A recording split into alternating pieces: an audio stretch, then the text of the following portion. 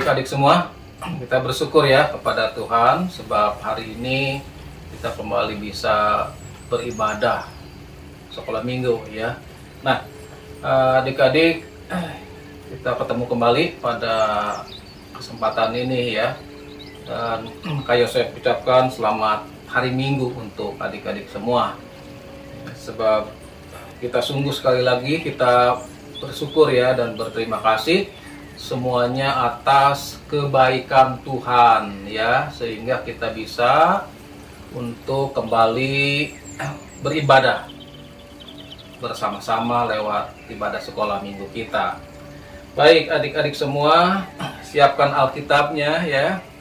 Kita akan membaca di dalam 1 Petrus pasal 1 ya, ayat 15 dan 16. Siap ya adik-adik?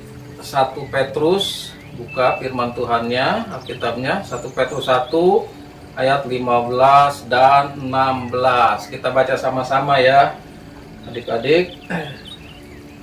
2, 3. Tetapi hendaklah kamu menjadi kudus di dalam seluruh hidupmu, sama seperti Dia yang kudus yang telah memanggil kamu. Sebab ada tertulis, kuduslah kamu, sebab aku kudus. Ya, puji Tuhan ya adik-adik. Hari ini kita akan belajar firman Tuhan dengan temanya hidup dalam kekudusan ya. Hidup dalam kekudusan. Nah, kalau kita belajar nih arti kata kudus ya adik-adik, itu artinya kudus itu suci atau murni ya, atau tidak melanggar firman, tidak melanggar kebenaran Tuhan ya.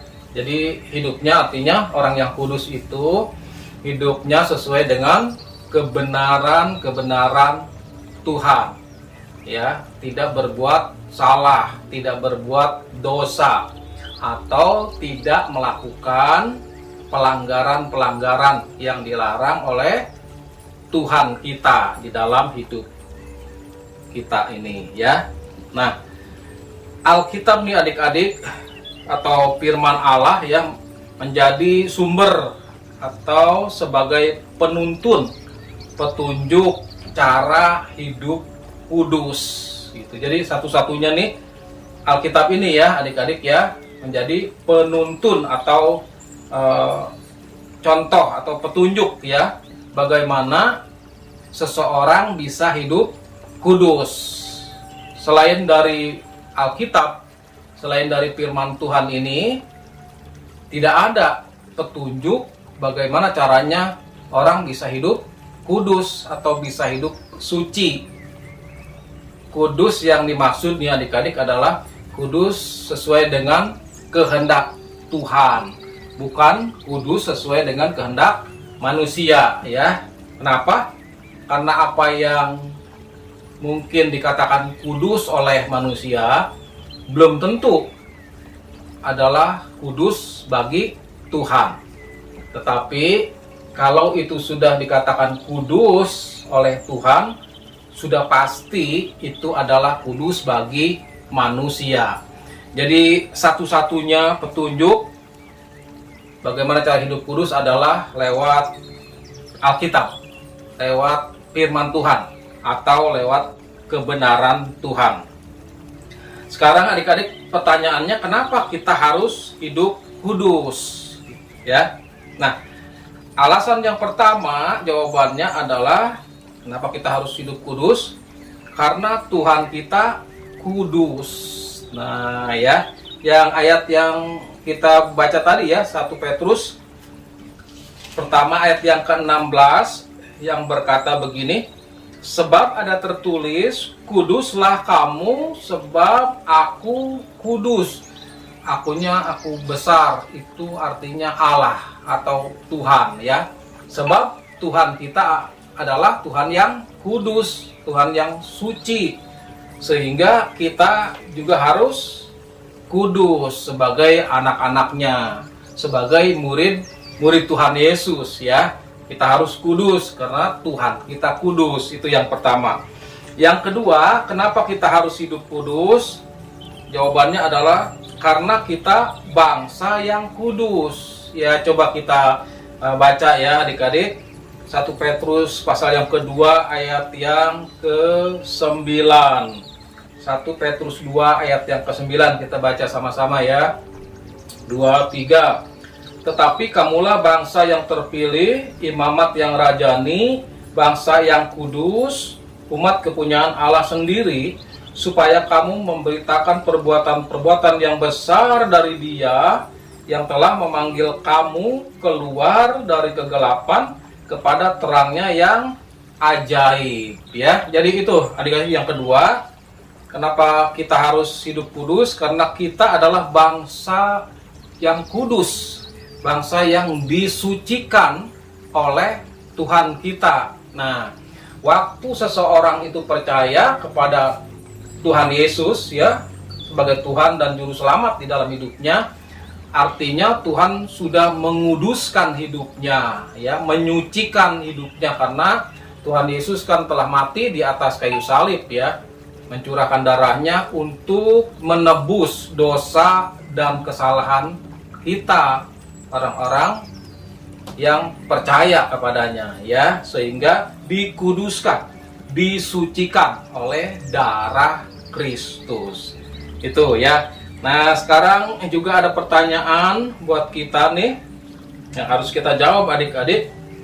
Pertanyaan itu, bagaimana supaya kita bisa hidup kudus? Ya, itu ya yang penting ya juga adik-adik, yang perlu kita tahu ya dan perlu kita lakukan di dalam hidup kita semua ya, hidup kita sehari-hari, supaya hidup kita adalah hidup yang kudus di hadapan Tuhan.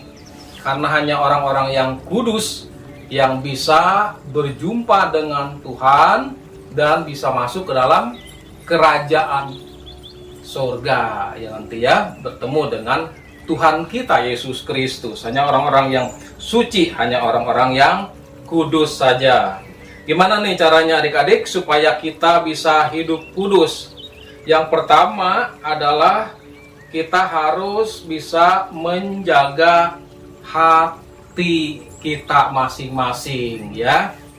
Tentunya yang Kak Yosef bilang tadi, sumber atau penuntun hidup, cara hidup kudus itu ada dalam firman Tuhan.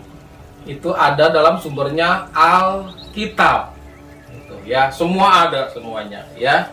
Nah, kuncinya yang harus kita lakukan nih adik-adik, supaya hidup kita adalah hidup yang kudus di hadapan Tuhan.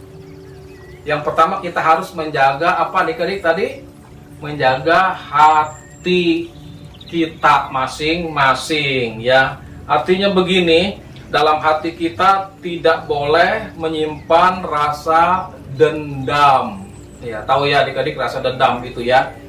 Dia disimpan gitu, kemarahan disimpan, rasa kesal gitu ya disimpan, lama-lama itu berbahaya ya, nggak boleh disimpan.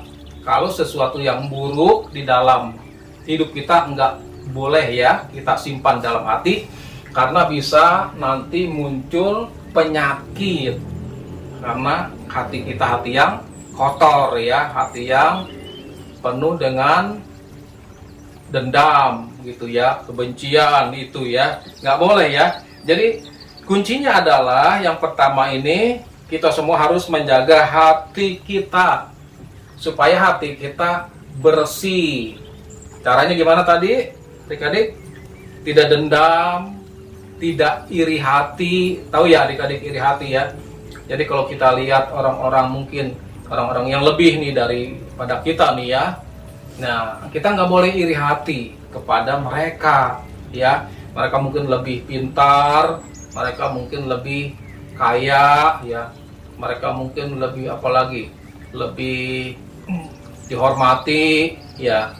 Nah, kita nggak boleh menyimpan sesuatu yang iri di dalam hati kita. Tetapi sebaliknya ya, kita harus tetap bersyukur buat apa yang Tuhan sudah berikan di dalam hidup kita. Setiap hari, setiap waktu Tuhan terus menyertai kita ya, menolong kita, memimpin kita, memberkati kita. Nah, itu seharusnya adalah kita bersyukur kepada Tuhan, bukan dengan iri hati kita ya, dalam hati kita melihat orang yang berhasil, melihat orang yang lebih daripada kita. Jadi menjaga hati itu harus dengan hati yang baik, hati yang bersih. Jangan menyimpan amarah, jangan menyimpan apa? Emosi gitu ya, disimpan amarahnya, kesel gitu ya. Siapa di sini adik-adik yang pernah kesel di dalam hidup sehari-hari ini? Baik di rumah, mungkin ya di sekolah atau di gereja, biasanya suka ribut sama temannya gitu ya, akhirnya dia kesel ya, dia marah sama temannya ya, sehingga amarahnya itu disimpan. Wah, nggak boleh ya. Itu juga adalah menyimpan sesuatu yang kotor di hati kita, itu adalah hal yang tidak berkenan di hadapan Tuhan. Jadi kuncinya yang pertama, bagaimana kita bisa hidup kudus di hadapan Tuhan ya adik-adik, kita harus menjaga hati kita. Karena firman Tuhan kan bilang hati adalah sumber dari kehidupan kita ya. Kalau hati kita bersih, artinya hidup kita bisa bersih. Tetapi kalau hati kita kotor, maka hidup kita akan menjadi kotor ya. Nah, Allah nggak berkenan kepada orang-orang yang punya hati yang kotor, tetapi Allah berkenan kepada orang-orang yang punya hatinya yang bersih gitu ya, tidak menyimpan kepahitan di dalam hatinya. Hatinya bersih, hatinya suci, itu yang Allah inginkan di dalam hidup kita semua ya adik-adik, sebagai orang yang percaya kepada Tuhan Yesus, atau sebagai anak-anak Allah, atau sebagai murid-murid Tuhan Yesus ya. Kita harus menjaga hati kita supaya hati kita hati yang suci, hati yang bersih. Nah, yang kedua adik-adik, bagaimana supaya kita bisa hidup kudus? Yang kedua, kita harus menjaga pikiran. Apa adik-adik? Menjaga pikiran kita ya. Pikiran kita harus diisi dengan pikiran-pikiran yang baik, yang positif ya, bukan hal-hal yang negatif gitu ya. Jangan berpikir hal-hal yang jelek, jangan berpikir hal-hal yang buruk, atau berpikir hal-hal yang pesimis gitu ya. Nah, jangan. Kita harus mulai berpikir hal-hal yang positif, hal-hal yang benar, hal-hal yang suci, yang manis, itu yang harus kita pikirkan ya.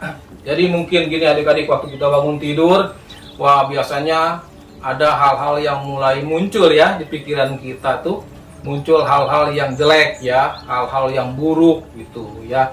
Nah, mungkin juga itu akibat dari iblis ya, menaruh sesuatu nih dalam pikiran kita supaya pikiran kita menjadi pikiran yang jelek, jadi pikiran yang pesimis gitu ya. Orang yang pesimis kan belum apa-apa udah berpikir buruk-buruk ya dalam pikirannya gitu. Wah, nih pasti gagal kalau begini, pasti saya nggak naik kelas nih, pasti saya nilainya nilai yang merah. Nah, itu yang hal-hal yang pesimis ya, hal-hal yang buruk yang dipikirkan.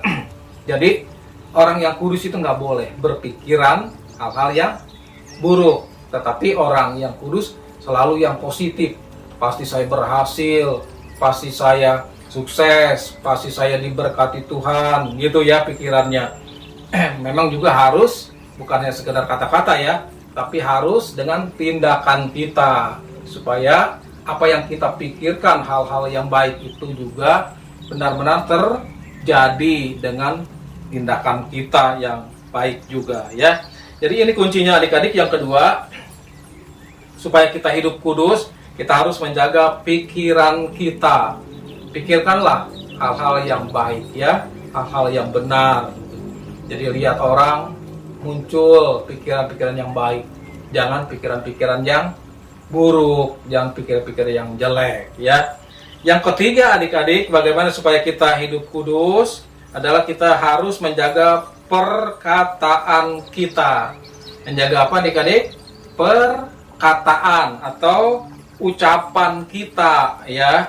Jadi orang yang kudus ini artinya adalah dia perkataannya yang sopan ya, tidak kasar gitu ya, kepada orang tua, kepada orang-orang yang lebih tua ya, kepada teman-teman juga nggak boleh kita mengucapkan perkataan-perkataan yang kasar ya. Kalau orang-orang yang belum kenal Tuhan tuh ya biasanya kan kata-katanya suka kasar ya, atau kotor ya, atau kata-kata jorok ya, atau juga ngatain orang lah gitu ya, nyumpahin orang, apalagi tuh gosipin orang. Gosipin itu suka ngomongin orang gitu ya.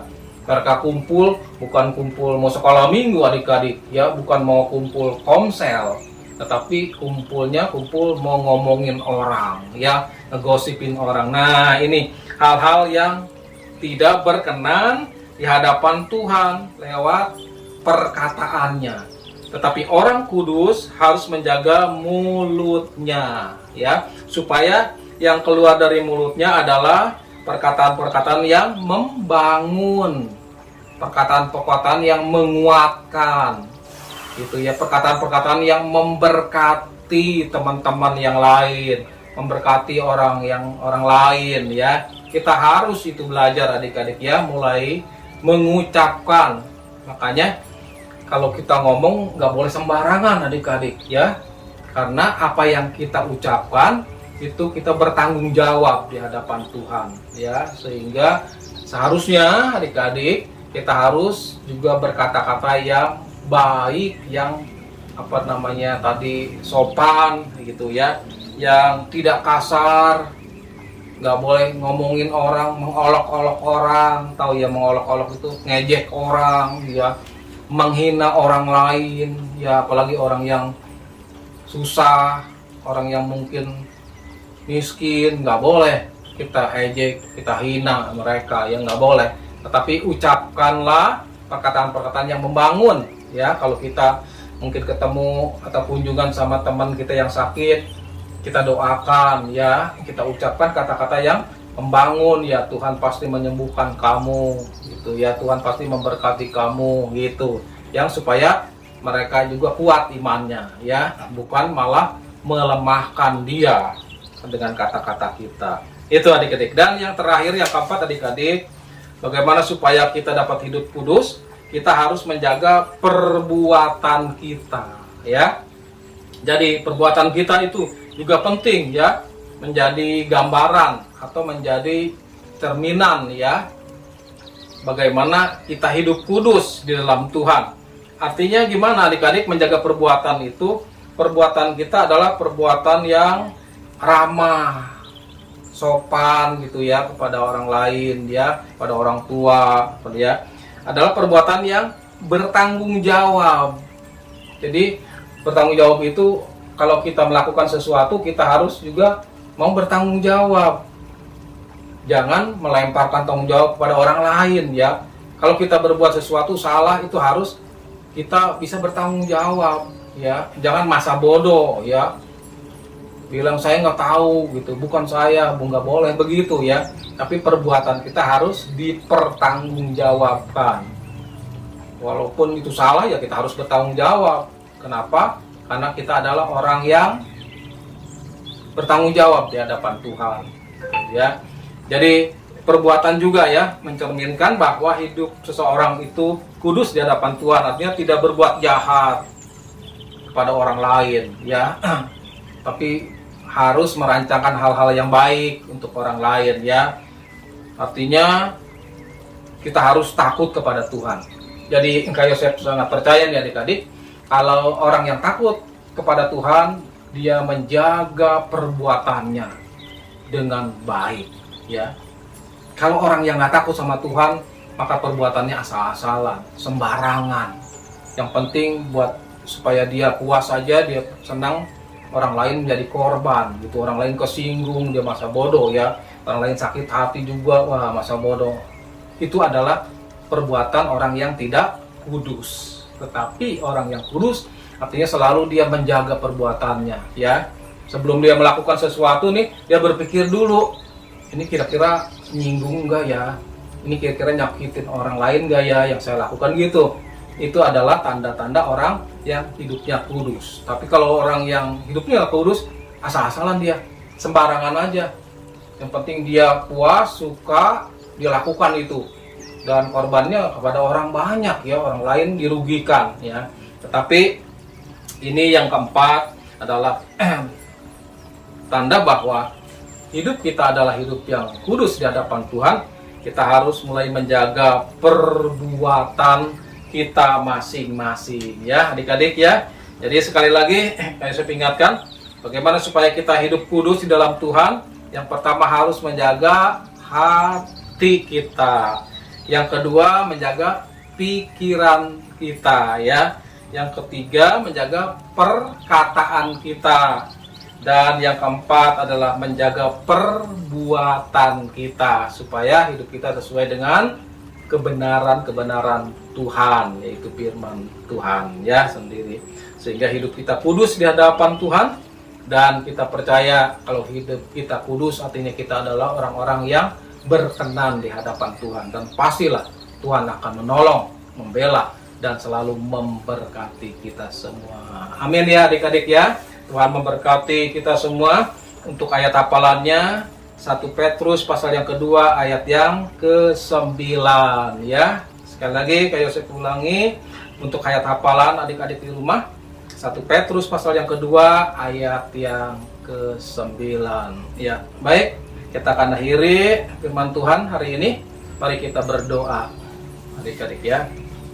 Bapa di surga, kami bersyukur dan berterima kasih sebab hari ini kembali Tuhan telah memberkati kami lewat firman Tuhan yang kami dengar. Kami harus Tuhan hidup dalam kekudusan Allah, supaya sungguh-sungguh hidup kami layak dan berkenan di hadapan-Mu, sehingga Engkau akan memberkati kami. Dan kerinduan kami adalah pakai kami, anak-anak-Mu Tuhan, menjadi alat kemuliaan di tangan-Mu, sehingga lewat hidup kami nama Yesus Kristus yang dipermuliakan. Terima kasih Bapa, berkat-Mu tercurah bagi kami pada hari ini. Hanya dalam nama Tuhan Yesus Kristus kami berdoa, mengucap syukur kepada-Mu saat ini. Haleluya. Amin. Amin adik-adik. Tuhan memberkati adik-adik semua. Haleluya.